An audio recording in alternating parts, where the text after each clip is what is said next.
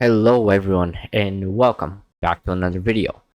Today's video is going to be relatively long because there's a lot of work on the table. I have set up a small environment that we're going to be doing a hefty amount of work on, and it's just going to be representing a corporate environment. It's going to be really basic. We're not going to be worrying about privileges and permissions just yet. We're going to set up the environment so that it is in a functional state. For that, I have set up 5 virtual machines. One virtual machine is PFsense, which is going to be my routing platform. One virtual machine is Truenas, which is going to be the file server. It is going to be domain joined to allow users which have been created in the domain to store to allow users who are domain joined to store, access, modify, so on and so forth files. We are going to be using 2 virtual machines set up with Windows Server 2019, respectively one for our Active Directory server and one for our SharePoint server. And last but not least, we're going to have a Windows 10 client. So to summarize a little bit the activities that we're going to be doing, in short, we're going to be configuring and automating our networks so that, for example, when you tell your client machine that you wanted to join your domain, you don't have to edit in the network settings to manually input the DNS server. That will all be handled by DHCP. We're also going to be setting up DHCP leases for all of our important machines, and we're going to be performing just a little bit of network security. In other words, making sure that only machines with recognized MAC addresses are allowed on the network. Any machine that has an unrecognized MAC address will not be allowed to communicate with the network. The next thing that we're going to do is we're going to be setting up our Active Directory for function. The third thing that we're going to be doing is we're going to be setting up the SharePoint server for functionality. Again, it's not going to be secured just yet. This is going to be done in a further video. And the last thing that we're going to do is we're going to set up our Active Directory client. So, because my environment is already deployed, it is somewhat assuming that you have probably even stopped this video and prepared your own environment. If not, please go ahead, prepare your environment. Again, you need a virtual machine that's going to be acting as your routing platform. In my case, PFsense. A virtual machine that, and this is a little optional, virtual machine that's going to be acting as your file server. 2 virtual machines are going to be acting as a server each, one for Active Directory and one for SharePoint, and at least 1 virtual machine that's going to be acting as your Windows client. And later down the line, we're even also going to be mixing it up a little bit. So we are in our PFsense, and of course, we've gone through all the basics. We have changed our DHCP backend. We have performed all updates.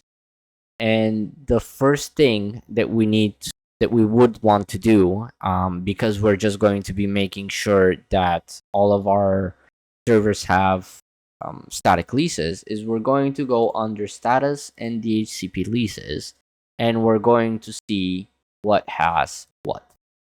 So in my case, I have set up 192.168.1.2 for my Active Directory server, 1.3 for my Truenas File Server, and 1.4 for my SharePoint server.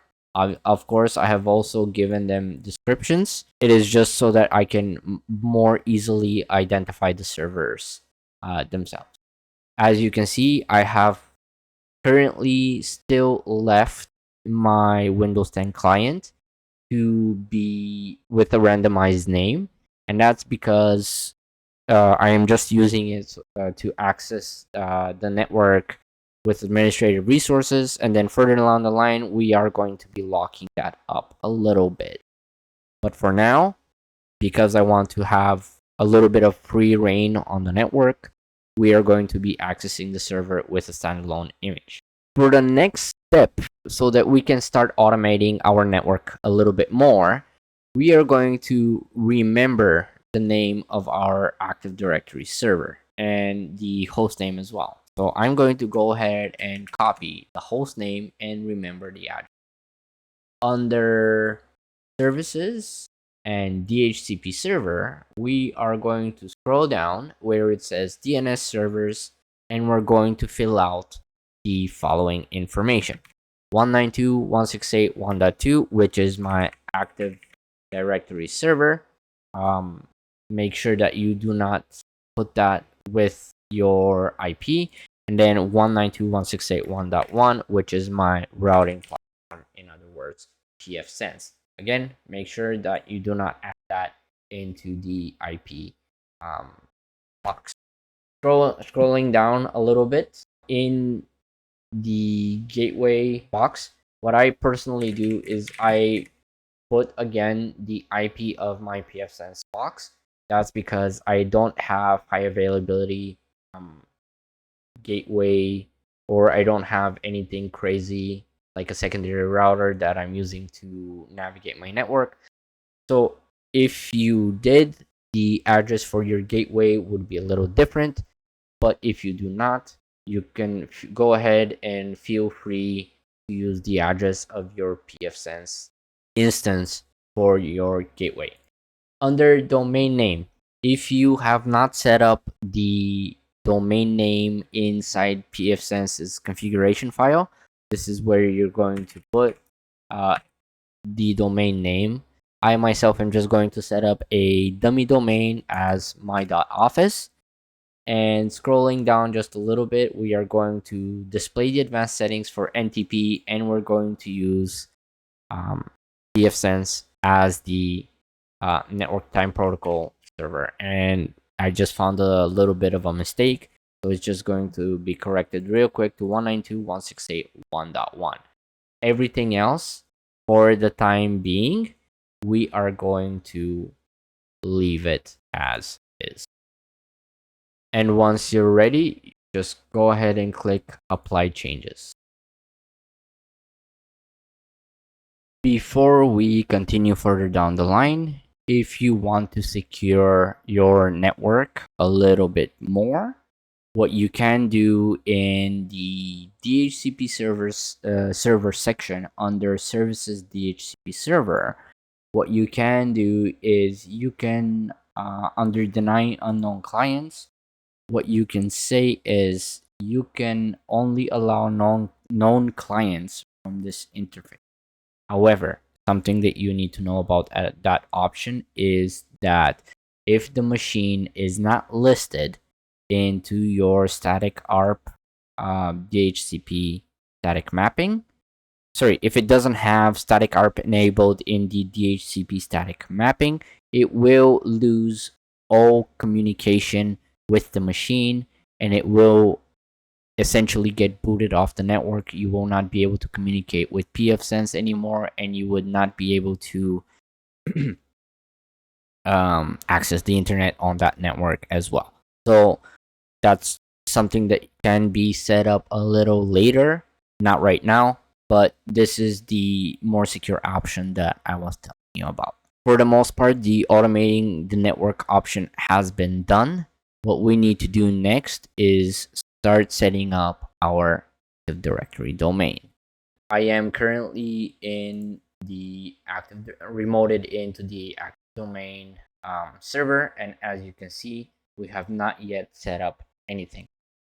This is not like a crazily configured machine. It's just a regular, I believe it was dual core 4 gig machine with 64 gigs of storage, and I have Windows Server 2019 standard installed on it.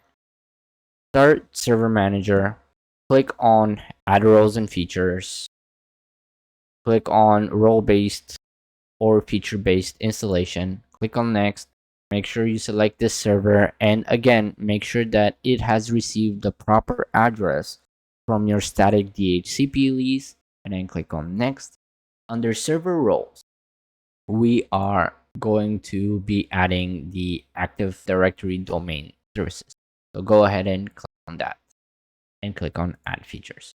And the next thing that we want to do is we also want to add DNS server features as well. So go ahead, click on add features for that as well. You are going to essentially get a warning pop-up saying that, oh, validation results have not passed because your server does not have static IP.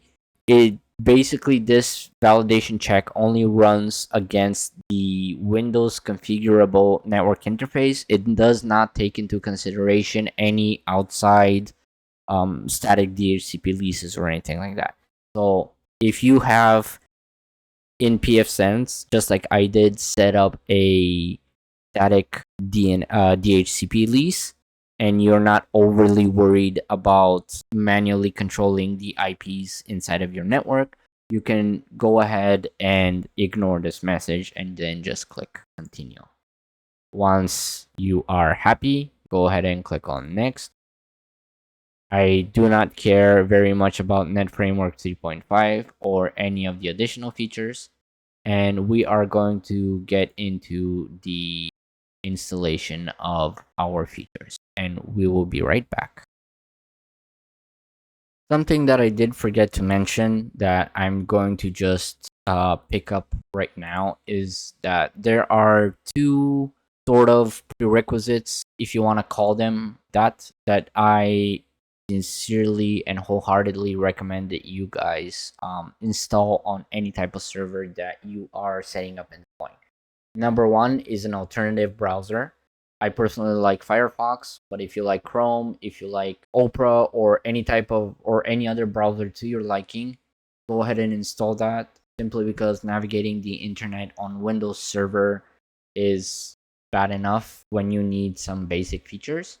And then the second recommendation that I have for you is go on Google, type in GitHub Abodi 1406 VC redistributable releases, and then open the first link on GitHub and download the latest release of the virtual C++ redistributables and all that.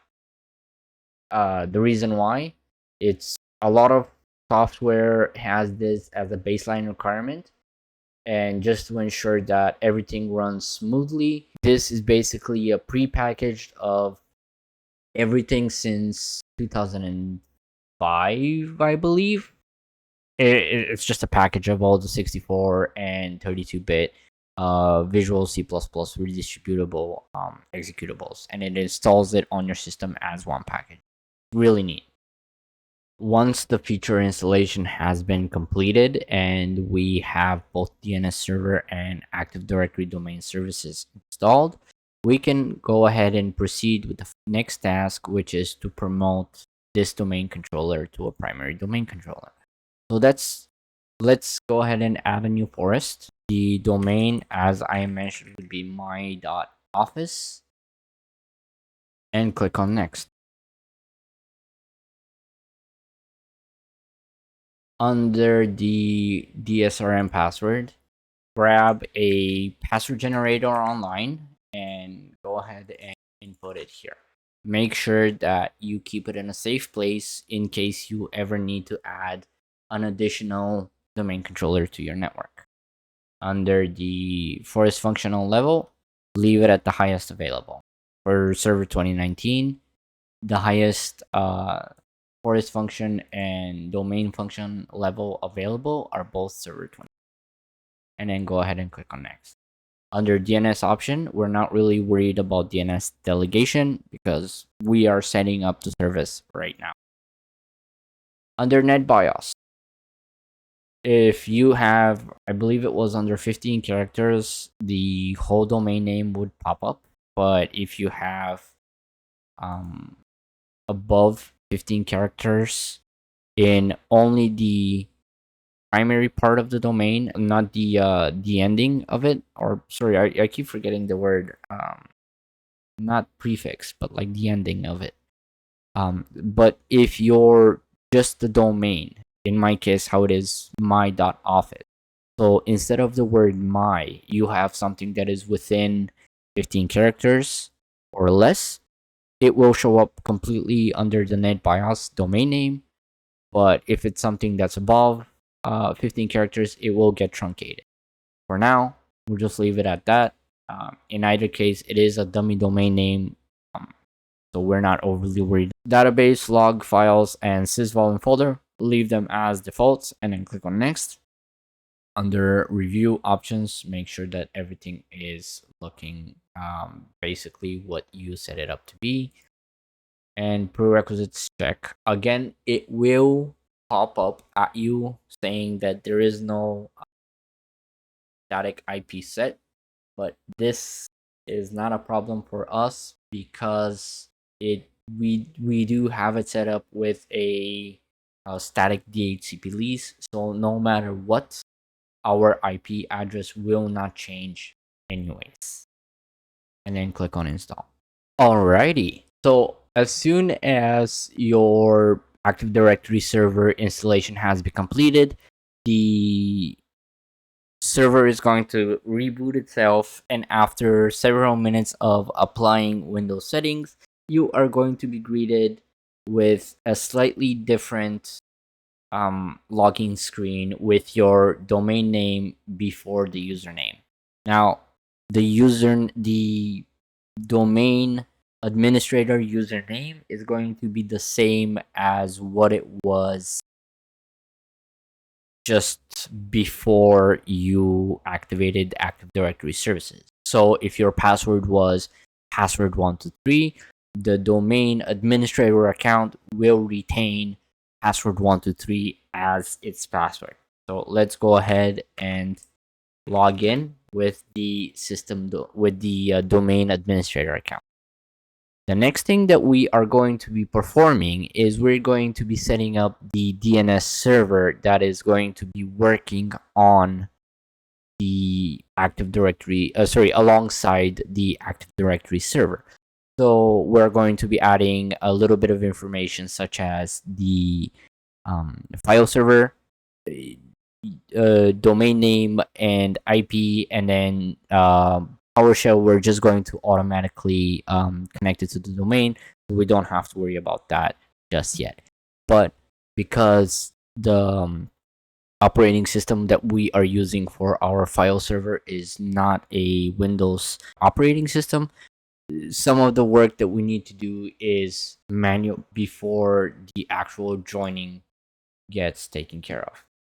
So again, we're going to open Server Manager, and this time under the Tools button, we are just going to go ahead and click on DNS. And the DNS Manager is going to open up, and we are going to go down to forward lookup zones under My Office, and we are going to also add a new reverse lookup zone. It's pretty standard. We're gonna add it as a primary zone to all DNS servers running on domain controller. Well, you could do it to all DNS servers running on the forest or just on this domain. For the most part, leaving it with the default settings is going to be just okay. So go ahead and put the network ID, only the network ID, in the network ID section over here. So if your network is 192.168.1.0/24, then your network ID is 192.168.1. I just wanted to make sure that I am not doing a mistake or anything like that. So we're going to go ahead and click on next and only allow secure dynamic updates, which is recommended for Active Directory servers. Now, if you Yeah, actually, you know what? I don't even have an explanation as to why you would allow non-secure dynamic up. So just go ahead and click on next, and then click on finish. Once your reverse lookup zone is complete, just open it and make sure that you have your name server as authoritative. Now, under forward lookup zones, go back to my office and then click on, oh, what was it? I think it was a new host. Yeah, so click on, right click on your mouse button and just type in new host. It's going to be A or quadruple A. And under the name, you're going to add the name of your file server. In my case, it's lin dash file server. Pretty self-explanatory, and the IP is 192.168. Whoops, 1.3. I'm sorry, I'm just fairly familiar and used to 2.x and 3.x rather than 1.x. And then once you enter your IP address, go ahead and click on add host. Under make sure that it's populating, and we are essentially good to go.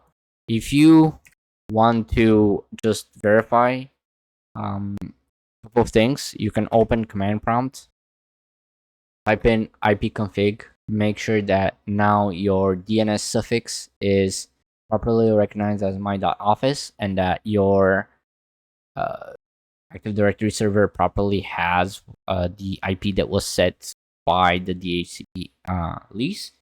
However, if you want to sort of verify that your DNS is running properly, type ping space dash a space and the name of your file server, lin dot dash file server, and it should respond as the fqdn lin dash file server dot myoffice dot from, and it will obviously underline what p that's coming from. Now, we haven't really joined the Truenas server yet. So for another quick verification, just go ahead and type in ping lin file server and just make sure that it responds so that there's no trickery going on, and we are all good to go. I am going to switch over to my file server virtual machine.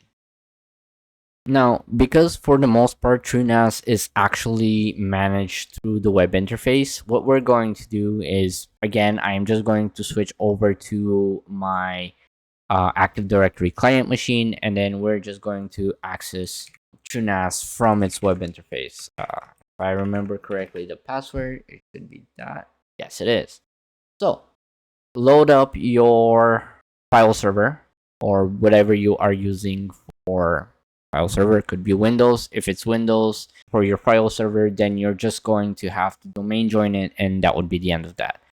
Under, oh man, just give me a second because it's been a hot minute. They're under credentials, directory services. You are going to click on configure Active Directory. Domain name, you're just going to refill the information that is over here. Then under BIOS name is file server.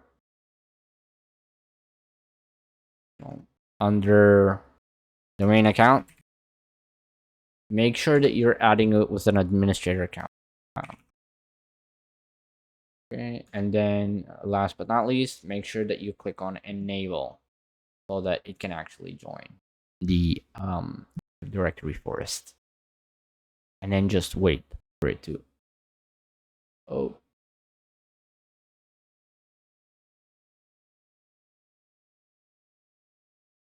Okay.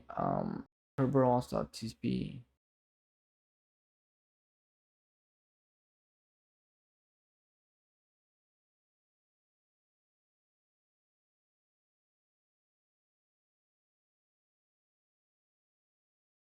Okay, little bit of a hiccup, but no problem whatsoever. I know where I made the mistake.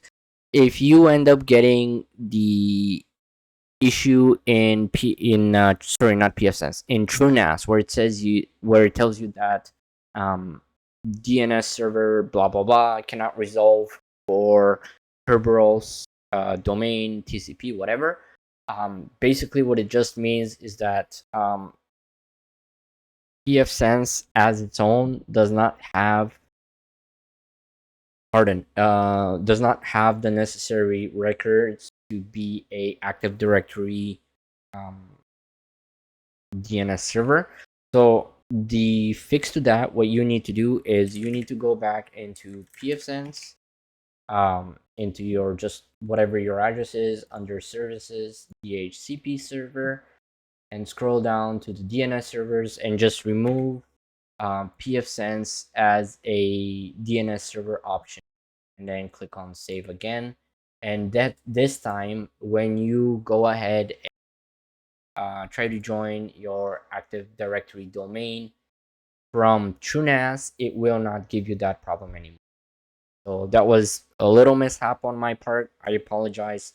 I'll make sure that I double verify my information before I begin with the next project like that. So after TrueNAS has been joined into our Active Directory domain, this is where we can actually go ahead and start assigning users from the domain. So if I am going under, I believe it's shares, Windows SMB, we're going to add a share. We're going to create a path.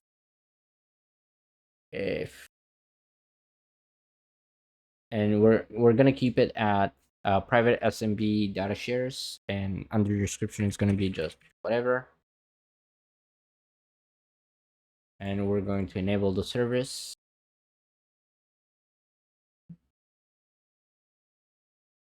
And every time, I believe it was, okay, sorry about that. I kind of let my mind escape from me, so I don't really remember where I was. Without looking back into the video, I will just pick up into what I believe is a proper point to pick up. My personal way of, whenever I am dealing with TrueNAS and creating data sets and shares, is the following. First off, I'm going to create a data set on the storage that I have already set up. And then that data set, obviously it's going to be named something that is for the purpose of that storage. And then under that data set, I'm going to create an SMB share, which will have the home folder check. Just to give you a better visualization, I will go under storage. And this is all virtualized, by the way, so I am not extremely worried about the configuration just yet. So I have one disk, 500 gigabyte drive, which is assigned as a storage device to TrueNAS. After that, I have created one data set, which aptly it has been named Windows Files. And once that has been set, if I believe it was under permissions. Okay, under permissions, I make sure that domain users and domain administrators are allowed to connect to it. And after that, you would go under shares. You would create a share from the add button. And the path is going to be mount, whatever the storage is called, whatever the dataset is called. And then, for example, it's going to be Linux files. And as soon as that's selected, you're going to give it a somewhat of appropriate description just to give you a little bit of a heads up what it is. And you're going to click on advanced option and scroll down until you see use as home share. In my case, Windows files, Win files already exists, and it is already a share, and it is already my home directory, so it's not going to let me create it a second time nor select it. But if we just use the question mark really quickly, what ends up happening is that it allows the share to host user home directories. Each user is given a personal home directory when connecting to the share, which is not accessible by other users. This allows for a personal dynamic share.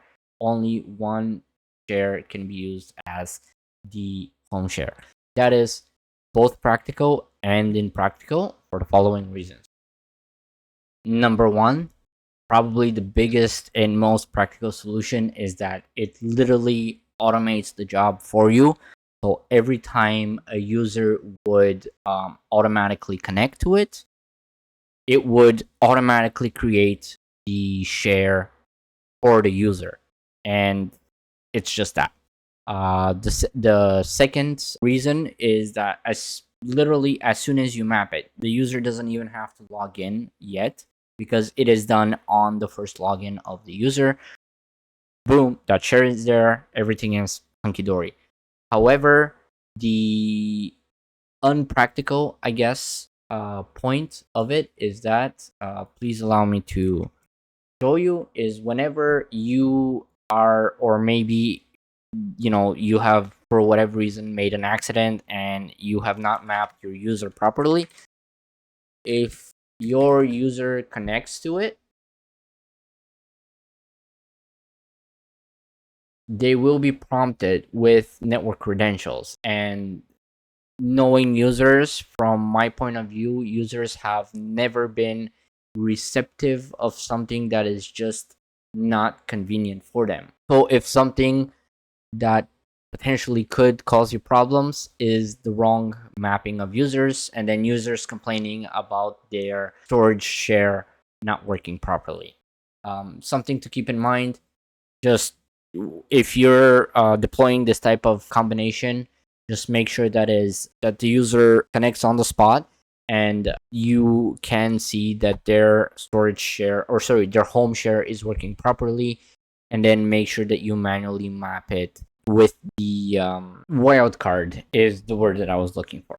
This is just, again, the basics of setting it up. However, in a properly functional domain, I personally would, whenever I am deploying name servers and stuff like that, I would definitely take advantage of DFS and have the file servers and NASs and print servers and so on and so forth all managed by the DFS service on Windows. I personally think it's a severely underused server role. So I have taken it upon myself to actually learn what it is and take advantage of that. So far, our file server has been assigned. We have verified that our Active Directory functionality is working. Our users are connecting to their shares and everything is working as intended. The last thing that we want to do now is we want to set up our SharePoint server. And for that, I am just going to have to change the virtual machine one more time. So here we are in our SharePoint server. So for us to begin working on to our SharePoint server and begin preparation and everything like that, there's a couple of things that we want to do. Number one, we want to verify the IP that it is properly assigned from our DHCP reservation. Number two, we want to make sure that it is properly named so that we can easily recognize the server onto our network. And number three, that it is, of course, domain joined. So far, I believe only the name is correct. We have not joined it to our domain just yet. And we are going to verify that the IP is correct. So please bear with me. And the IP is correct. Perfect. It is assigned by our DHCP statically. So let's go ahead and connect it to our domain. And it's my dot. So before I even begin to Actually, hold on. There we go. That way you guys can have full view of it. I don't like how it's just a second here. That is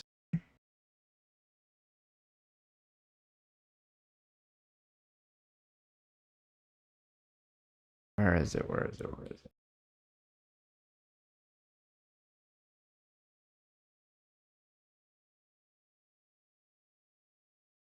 Okay, I'll worry about that after. So just so that I can show you guys so that you don't think that there's any trickery happening, I am going to go under my adapter options and I'm going to right click the properties and I'll go under IPv4 settings. Everything is set up to be received via DHCP. So there's no magic or tricks that are happening behind your back.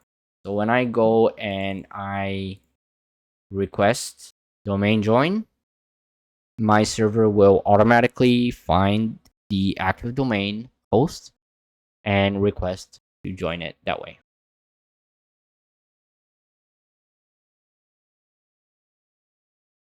DNS name does not exist. What? Oh, I mean, that's great. Listen, at the end of the day, I consider myself as somebody, if I don't have bad luck, I have no luck at all. So after a brief troubleshooting session to figure out why that error decided to pop up the way it did, is because for whatever reason, PFsense decided to make IPv6 authoritative, and it was taking precedence over IPv4. So for me to fix the problem where my Active Directory server is not found, all I did was disable IPv6 on PFSense, and now the problem is resolved. Now, let's please do it one more time without any faults. So I am just going to open my adapter settings just to show you that everything is still being received via DHCP, and I don't have to manually point any server pointing to my DNS, which is located on my Active Directory server. So we are going to join this computer into my.office domain, and we're gonna click OK, and finally it asks us the credentials to go ahead and to join the my.office domain. So we are going to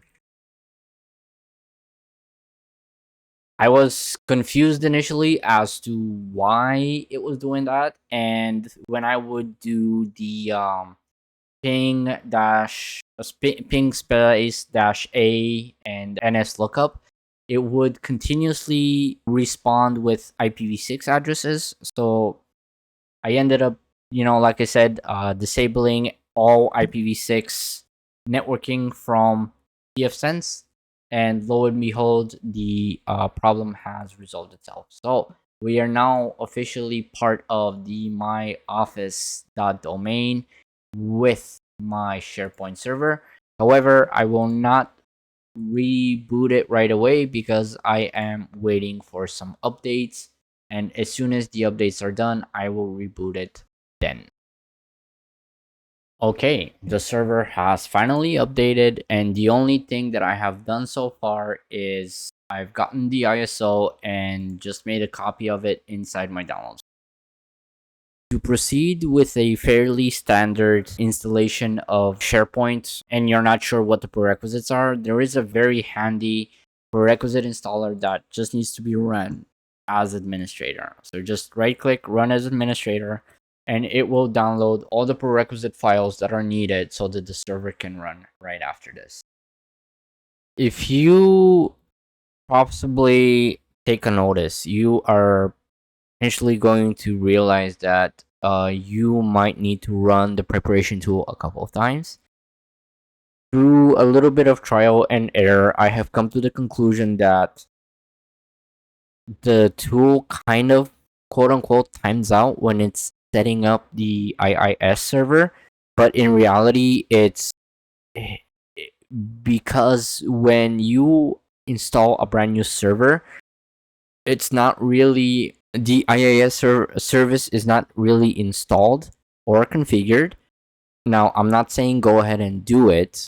I would still much prefer it if you allow the SharePoint 2019 preparation tool to do its thing. However, if you have a virtualized machine that's going to be running your SharePoint, my highest recommendation is install or run the tool a couple of times, a couple of minutes apart, log out, like fully log out, then log back in, run it again, simply because it is extremely busy with installing Net Framework 3 and 3.5, and I believe 2 is on that list as well, because it is a requirement for SharePoint 2019, and it is also busy configuring IIS web services as well, especially if you are on a slower machine such as I am, where storage is shared across multiple hard drives, not SSDs, hard drives. So if it does take an extra second, don't worry, just run it a couple times and it'll get resolved. Now, that being said, for me, it has completed. This is absolutely normal. I am doing it from in the ISO. I'm mounting the ISO, and when I reboot the computer, it's not automatically mounting it. So now we are finally going to proceed with the installation. Now, let's go ahead and do it.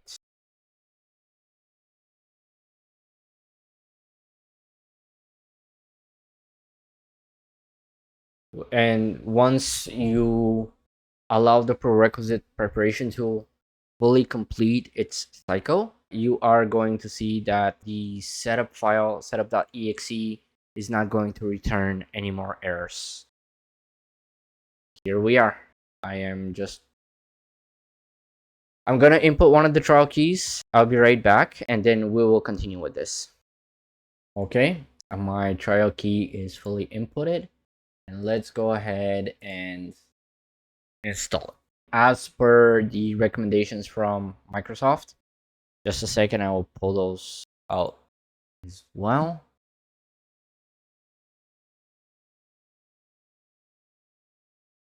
If I'm not mistaken, it's only asking for single node, single instance server. You only have to have, I think, 80 gigabytes of storage space.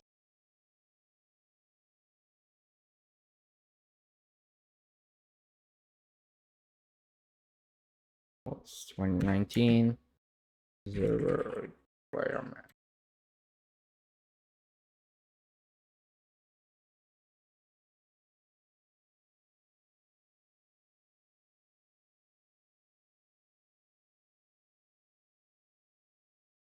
Okay.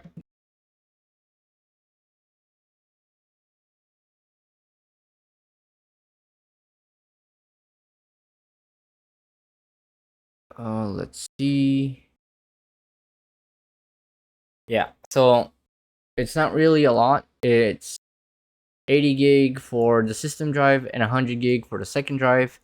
It, however, is fairly RAM hungry, memory hungry. So depending on how you are running it in your environment, the only difference is going to be just an extra 8 gigabytes of RAM that is going to be allocated to. If I remember correctly, I think I put 8. No, 6. So I am below the threshold anyways. But because it's not really gonna be anything, it's just installing it and then literally scrapping it, it doesn't really matter. So as soon as setup is complete, I will be back. Alright, there we go. SharePoint is now installed and the server is doing a last reboot. I am going to power it on one more time just so that I can log into localhost, see the confirmation status, and then we are good to go. And that's gonna be the end of that video. I mean this video. you know what I mean. I'm kind of exhausted, man. It's been 4, maybe 5 hours, and the I guess the result is gonna be like maybe a 1 hour video of getting set up properly and hopefully in order, so that if there's anything progress wise, something that doesn't jive, you guys can leave a comment down and I can potentially address it as let's see, there you go, as you guys are having the issue, and if it's properly positioned in the video, I can address it and make references towards the video in question, or sorry, toward the part of the video in question. Let's go ahead and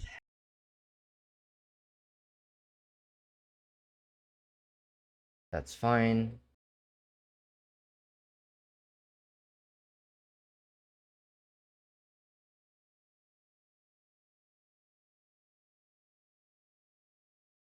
I wonder if I might be running out of RAM. Oh no, we're good. We're good on RAM. CPU is pinned to maximum frequency though. I wonder why. And it's not from my server. Oh boy. Okay.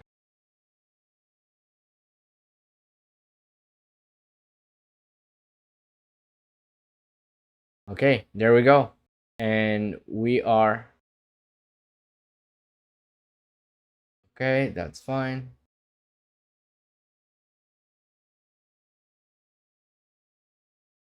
That's fine. That's perfect. Okay, so I'm gonna stop the video right here.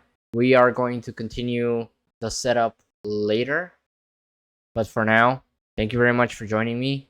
There is still a little bit of work left, but because it's getting really late and I am still working tomorrow, just the continuation part of this video is going to come in the following days. Thank you very much for watching. I'll see you guys in the next one.